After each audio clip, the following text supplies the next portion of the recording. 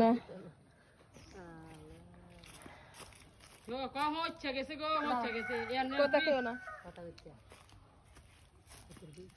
এখন আমি আনাজি কলার ছড়ি কাটবো।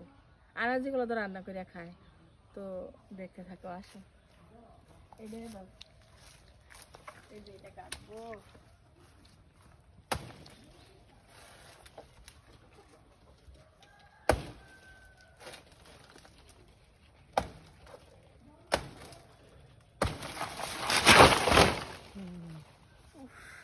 ছড়িটাও দেখাই, এই যে ছড়ি, এই যে আনাজি কলা বাড়তি হয়েছে। বেশি বাড়তি হইলে আনাজি কলা রান্না করলে শক্ত শক্ত লাগে, তো একটু শক্ত একটু হালকা দেখা থাকতে কাটলে খাইতে ভালো লাগে। যাবার কাছে দিয়ে খাবার দেবা ধরো ভিতরে বগুলিটা নিব।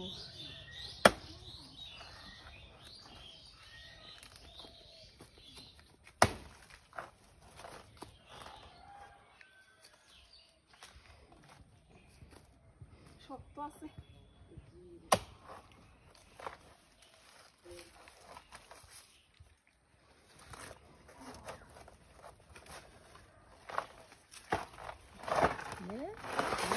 এবারে আরাম থাক না, খারাপ থেকে ইয়ে করে।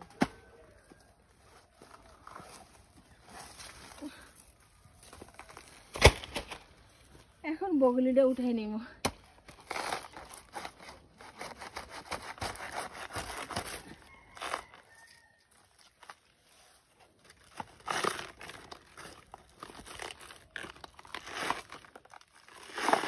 খাইবা যে বাটকে দাও।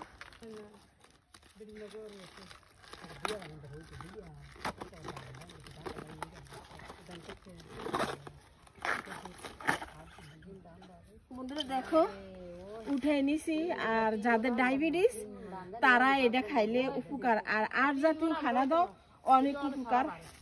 এখন ওইটাও চুলা লইব। আমার ক্যামেরার বাহিরে আমার বোনেরা আছে, বাগিনাবো আছে, ওদেরকে দেখাবো না, আমি থাকি যেহেতু আমি ভিডিও করি। যাবা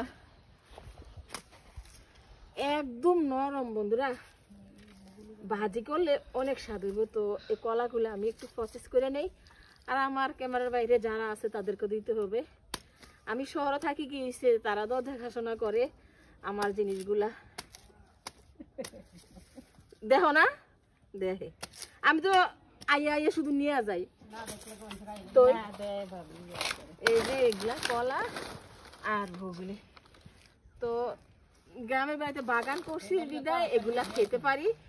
আর আমার সাহেবের জন্য এই বগুলিগুলো আমি নিয়ে যাই, ও তো একটু অসুস্থ, তো এগুলা ভাজি করে দিলে শুধু খালি খালি খাইলে ভালো, আর আর জাতীয় খানা খাইলে সবার জন্য ভালো।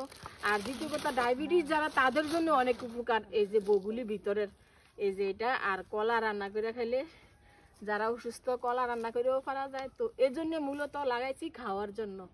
তোমরা যেখানে থাকো চেষ্টা করবা লাগানোর জন্য, খেতে পারবা। তো সবাই ভালো থাকবা।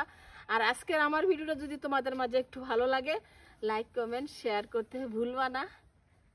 ভালো থাকবো, আল্লাহ হাফেজ।